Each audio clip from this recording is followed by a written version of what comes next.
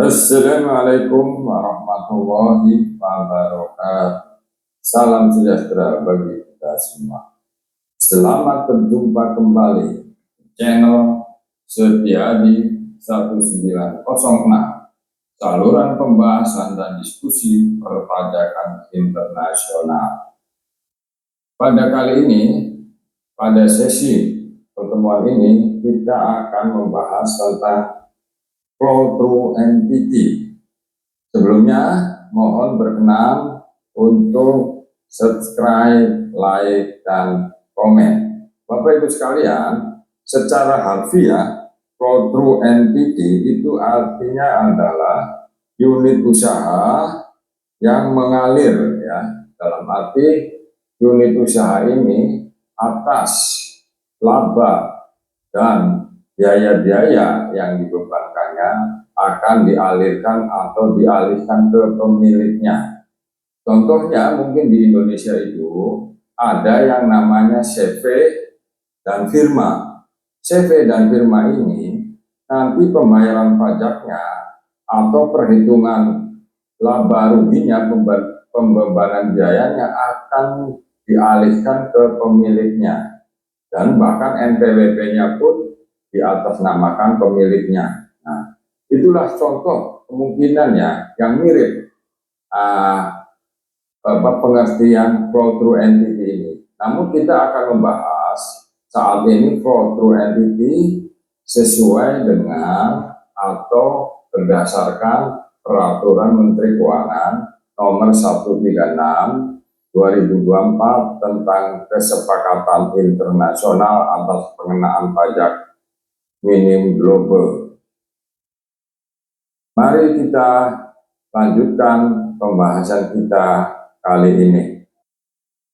Flow through entity adalah suatu entitas atau unit usaha yang seluruh penghasilan, biaya, laba atau rugi dari entitas tersebut diakui secara langsung oleh pemiliknya berdasarkan ketentuan peraturan perundang-undangan perpajakan di negara atau yurisdiksi tempat entitas tersebut didirikan, kecuali entitas tersebut merupakan subjek pajak dalam negeri dan dikenai pajak tercakup atas penghasilan atau laba berdasarkan ketentuan peraturan perundang-undangan perpajakan di negara atau jurisdiksi lain, ya. Jadi flow through entity ini nanti perhitungan pajaknya itu akan dialihkan ke pemiliknya, ya, ke pemiliknya itu karena di di yurisdiksi dia tempat berusaha ini memang peraturannya memungkinkan untuk adanya pengalihan beban pajak dan juga termasuk perhitungan laba rugi dan pembebanan biayanya itu dialihkan ke pemiliknya, ya. Nah, ini ada pengecualian nih. Ya, kalau memang di atas entity itu sudah dikenakan di negara lain, ya tidak termasuk, ya. Intinya sih bahwa ini nanti pembebanannya dialihkan ke pemiliknya, ya.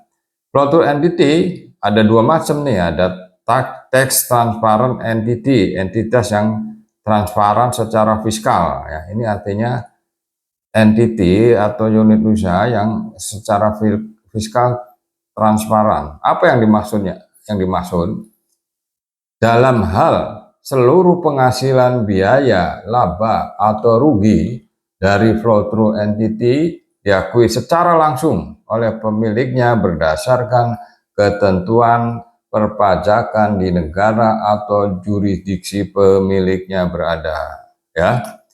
Jadi kalau pengalihan laba atau biaya-biaya atau pajaknya itu dapat diakui secara langsung oleh pemiliknya, ya, secara langsung, ya, maka entitas tersebut kita namakan tax transparent unity, unit usaha yang transparan secara fiskal. Jadi ini sebenarnya bentuk daripada flow through entity. Jadi flow through entity ada dua nih, satu, dua. Nah, Kalau di negara yang pemiliknya itu juga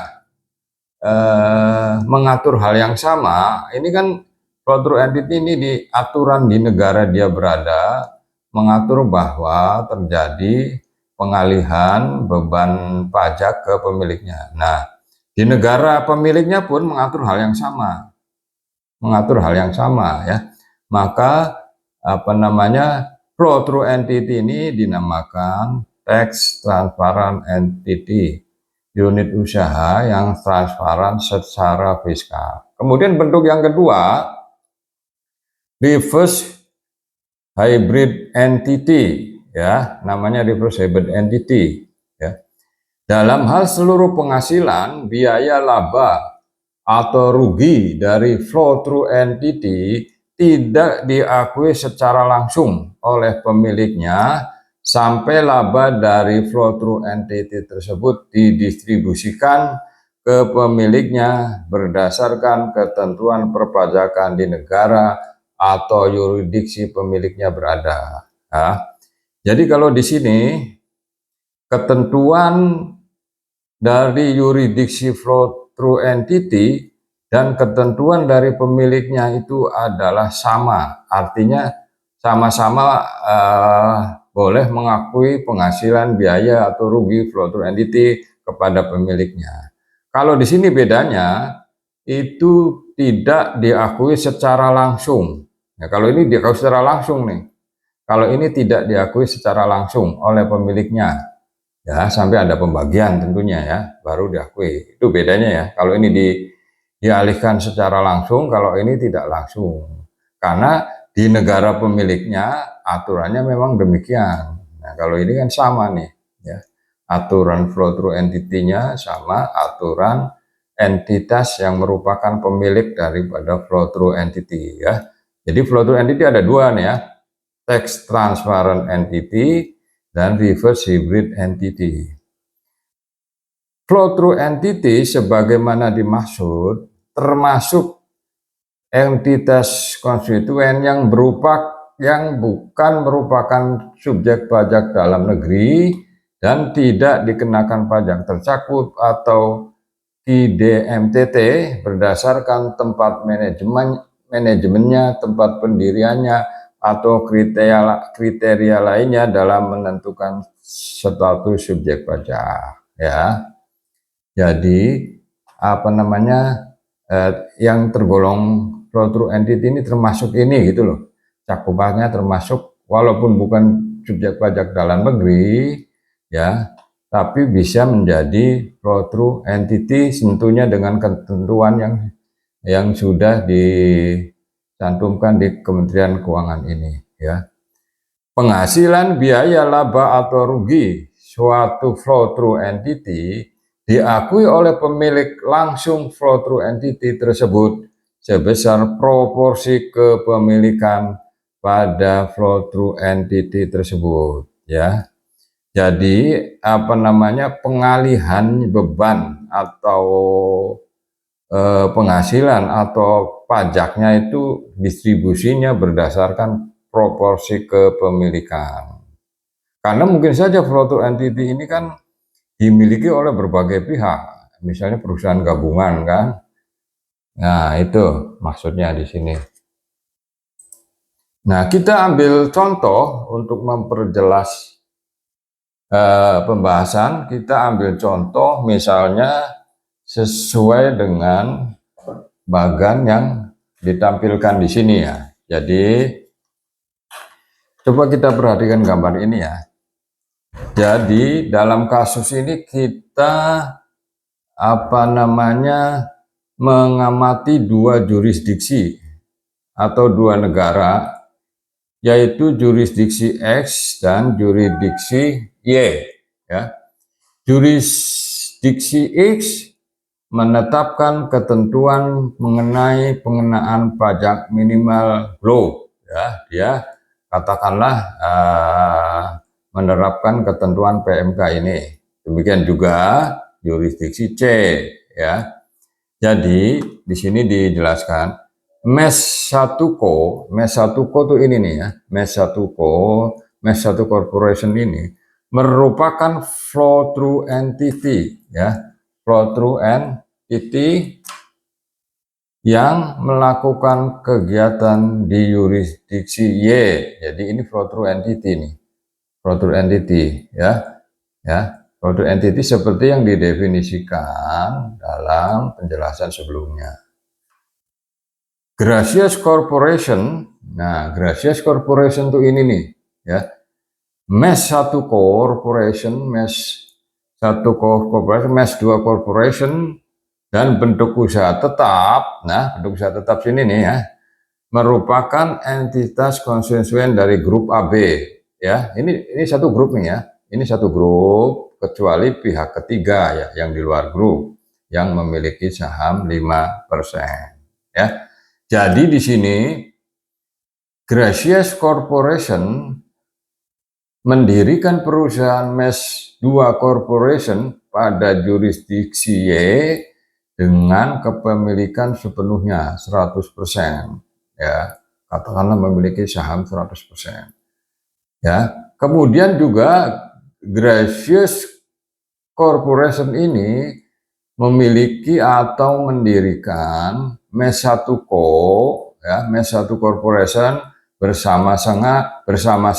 bersama-sama dengan MES 2 Corporation dan pihak ketiga yang di luar grup entitas konstituen A, grup AB, masing-masing porsi kepemilikannya 50%, 45%, dan 5%, ya.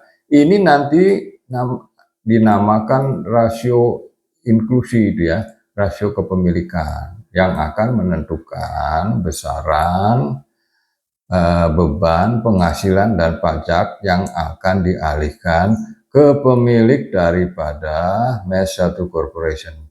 Dengan terbentuknya badan usaha atau unit usaha MES 1 Corporation ini, maka peraturan perundang-undangan di yurisdiksi berarti bahwa Gracious Co ini mendirikan yang namanya bentuk usaha tetap, ya, permanent establishment, ya.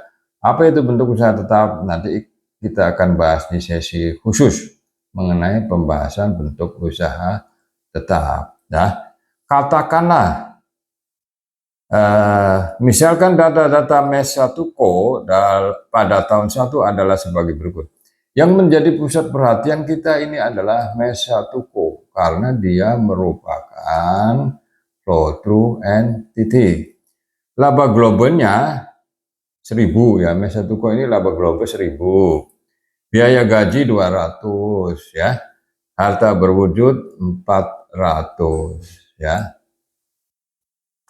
Dengan data-data tersebut dan penjelasan sebelumnya, maka laba global MES 1 Corporation ini akan didistribusikan ke para pemiliknya.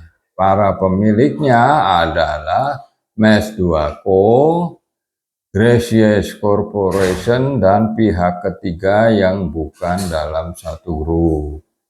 Yang perlu diperhatikan adalah bahwa karena Gracious Corporation ini berada di luar jurisdiksi Y, maka nanti pembebanannya sesuai ketentuan akan dilimpahkan ke bentuk usaha tetap, permanent establishment, ya. Jadi laba global MES 1 Corporation ini akan dialokasikan ke sini, ya, kepada para pemiliknya. Kalau ke sini diwakili di sini di yurisdiksi Y, ya. Jadi laba global MES 1 Corporation dikurangi 50, ya, yang sebesar 1000 ini dikurangi 50, ya, yang sebesar 1000 ini nih, yang 1000, yang besar 1000 dikurangi 50. Dari mana? 5%-nya milik pihak ketiga, ya. Kemudian dialokasikan juga sebenarnya ke Gracias Corporation, tapi diwakili oleh BUT-nya sebesar kepemilikan 50% kali 1000, yaitu 500. Jadi 1000 ini 50 ke sini, 500 ke BUT. Sisa ya ke BUT. Kemudian yang 1000 juga dibagikan ke MES 2 Corporation karena dia memiliki 45% ya. 45% itu besarnya 450. Jadi laba 1000 ini dibagi ke sini 50, ke sini 450, ke sini 500 ya. Nah, itulah perlakuan daripada laba rugi perpajakan daripada flow through entity.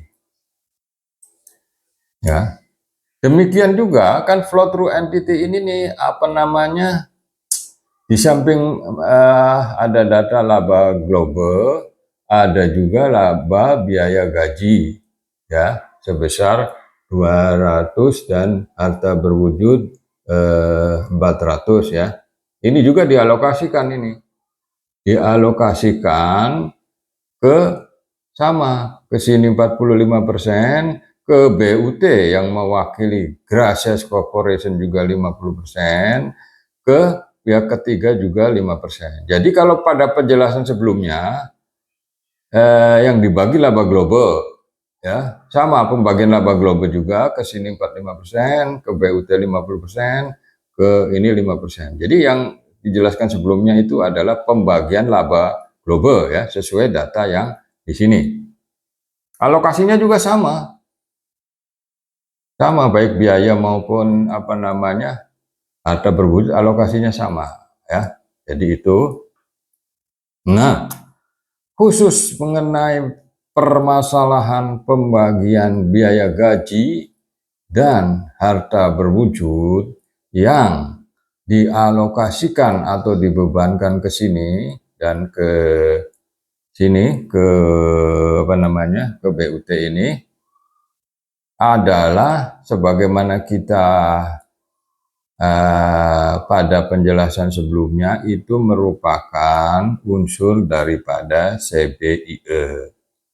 CBIE itu apa? Adalah unsur pengurang dari laba global.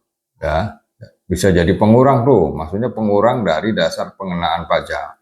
Nanti para pemilik ini, ya, para pemilik apa namanya, para pemilik daripada MES 1 Corporation yang merupakan flow through entity ini dapat mengurangkan terhadap labanya, laba globalnya sebesar nilai SBIE yang variabelnya adalah biaya gaji dan harta berwujud.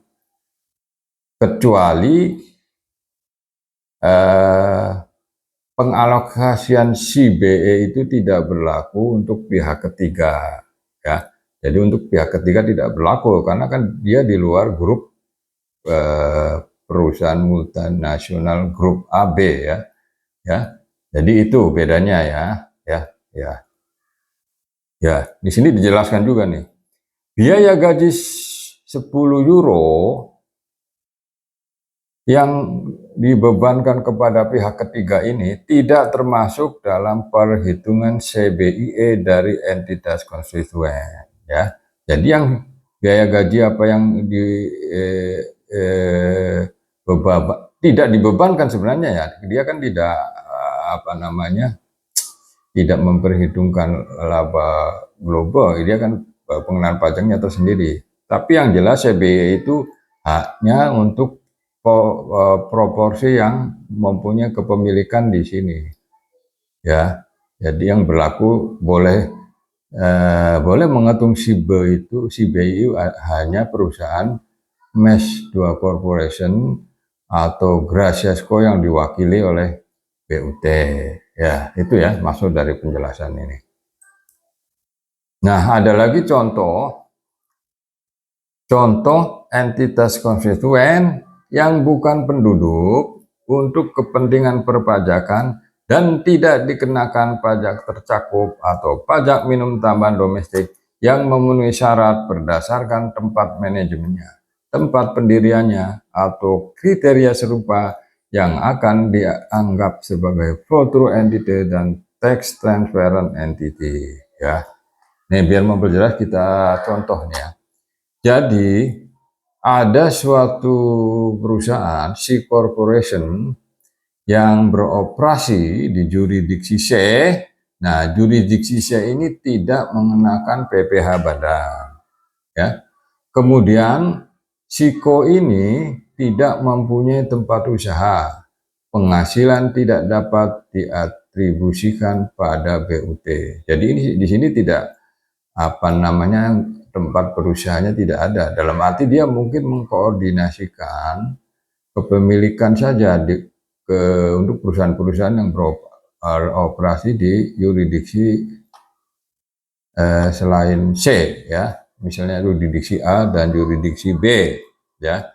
Jadi si corporation ini, ya, membentuk A corporation berada di yurisdiksi A, dan yurisdiksi A ini transparan terhadap C corporation, ya. Mengacu pada penjelasan sebelumnya, berarti C corporation ini bisa mengakui secara langsung laba, biaya-biaya, misalnya yang disebutkan sebelumnya itu biaya gaji dan biaya harta berwujud kepada SIKO karena menyatakan jurisdiksi A transparan terhadap C corporation. Di samping itu, C corporation ini mendirikan B corporation di negara atau jurisdiksi B. Tapi jurisdiksi B ini tidak memperlakukan C corporation secara transparan secara fiskal. Ya. Kesimpulannya bahwa A corporation ini merupakan flow-through entity sebagaimana definisi yang sudah dijelaskan sebelumnya, dan B corporation bukan merupakan flow-through entity terhadap C corporation. Maka dengan demikian kita lanjut ke penjelasan berikut ini. C corporation didirikan di jurisdiksi C yang tidak mengenakan pajak penghasilan badan. Ini ya tadi di sini nih C corporation. C corporation tidak mempunyai tempat usaha di yurisdiksi tempat didirikannya dan penghasilannya tidak dapat diatribusikan ke suatu BUT. Ya, ini ya penjelasan tadi. Kepentingan kepemilikan C corporation terbagi rata, katakanlah terbagi rata ya. Jadi ini sama nih kepemilikannya. Sama lah proporsinya atau presentasinya antara AKO dan BEKO yang merupakan entitas konstituen dari grup PMN yang sama. Jadi ini satu grup nih. A corporation penduduk yurisdiksi A, maksudnya beroperasi di negara A ini ya, di yurisdiksi A ini A corporation, memperlakukan C corporation sebagai perusahaan yang transparan secara fiskal. Jadi ini memperlakukan AKO ini transparan secara fiskal, atau sederhananya bolehlah Anda mengakui secara langsung gitu loh. Maka di sini dinamakan flow-through entity. B corporation adalah penduduk jurisdiksi B.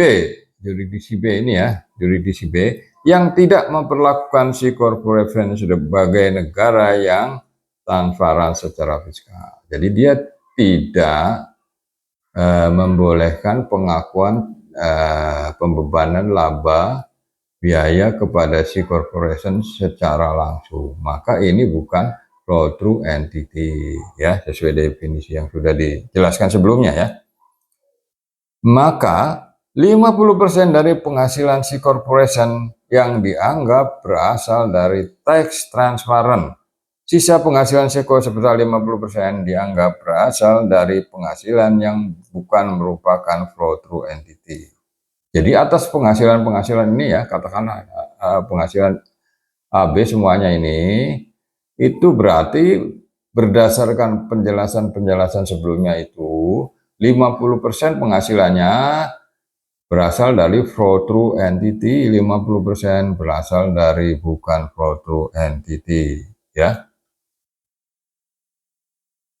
Kita lanjutkan. Nah, ini ada contoh satu lagi, ya.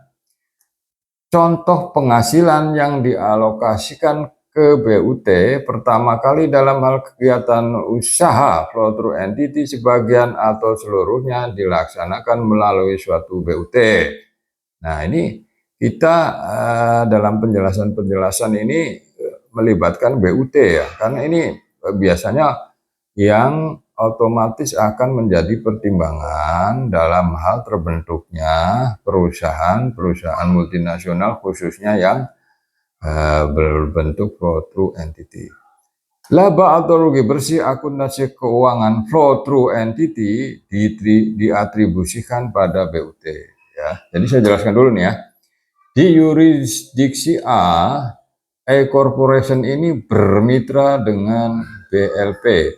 BLP ini sudah diketahui adalah merupakan flow through entity yang bentuk pertama yaitu tax transparent entity. Dengan demikian, maka seluruh penghasilan BLP ini akan diakui secara langsung oleh A corporation ya, sebagai mitra ya, A corporation gitu ya.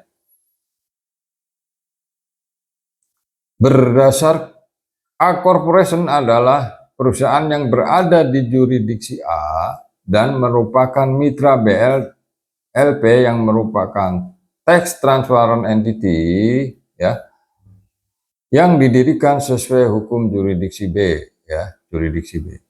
Berdasarkan Undang-Undang Perpajakan Yurisdiksi B, A Corporation memiliki bentuk usaha tetap di yurisdiksi B karena kegiatan usaha BLP dilakukan melalui kantor di sana. Jadi, berdasarkan Undang-Undang Perpajakan di yurisdiksi B, dengan adanya mitra ini, kerjasama ini, yang peserta mitranya A Corporation berada di luar yurisdiksi B, maka berdasarkan undang-undang perpajakan di yurisdiksi B, ini berarti dengan adanya ini adalah adanya bentuk usaha tetap, ya, bentuk usaha tetap, ya. Ini sesuai ketentuan undang-undang, ya, di yurisdiksi B. Di kita juga kan ada tuh mengenai BUT, ketentuan pasal berapa tuh? 26 lah, pasal 26 itu ada ketentuan mengenai BUT, yaitu semacam perwakilan lah usaha daripada perusahaan luar negeri yang beroperasi di Indonesia. BUT kan ditentukan tuh bentuknya macam-macam tuh, ada pabrik, ada bengkel, ada lokasi apalah usaha administrasi dan sebagainya ya, dan sebagainya. Untuk tujuan perpajakan, yurisdiksi B menganggap bahwa AKO menjalankan aktivitas bisnis secara langsung melalui kantor yang menciptakan BUT, Badan Bentuk Usaha Tetap, ya. Tadi sudah dijelaskan. Dalam hal ini, BLP merupakan entitas utama dari BUT, ya.